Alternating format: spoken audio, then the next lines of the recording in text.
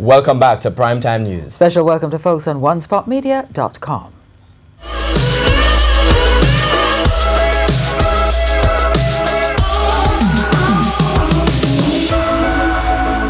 Up first this evening, the issue of nutrition in children has been a talking point in recent times, even more so given the government's push to ban unhealthy foods from school cafeterias. But what are the healthy alternatives being promoted and how easy are they to implement? This evening, Primetime News is looking at those issues in a nutrition-based newscasts. But first, why the focus on targeting children's health? TVJ's Andrea Chisholm is setting that foundation.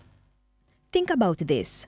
4 out of 5 Jamaicans die from non-communicable diseases (NCDs). Things like heart and kidney disease, diabetes, cancer and stroke. And it's also expensive to treat people living with NCDs. Think about it. They have to visit health facilities regularly and buy medication to treat their conditions. Statistics from the Pan-American Health Organization PAHO show from 2017 to 2032, a 15-year period, it will cost $29.8 billion in medical costs to treat NCDs in Jamaica. Plus, there's also a loss in productivity. People have to take time off from work to visit the doctor, some have to stop working altogether, and families have to make sacrifices to offer support. Labor productivity losses are estimated to be over $47.3 billion over the same 15-year period.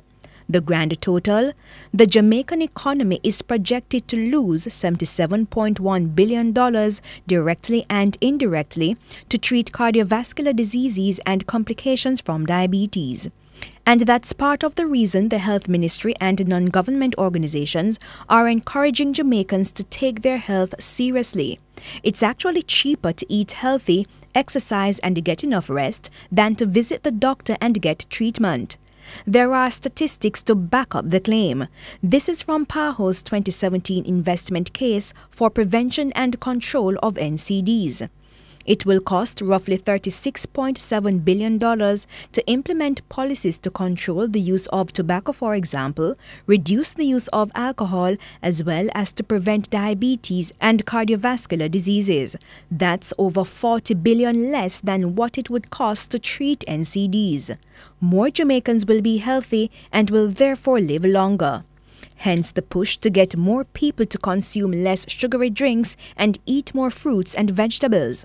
And with Jamaica Moves, more people will add exercise to their daily diet. Andrea Chisholm, TVJ News.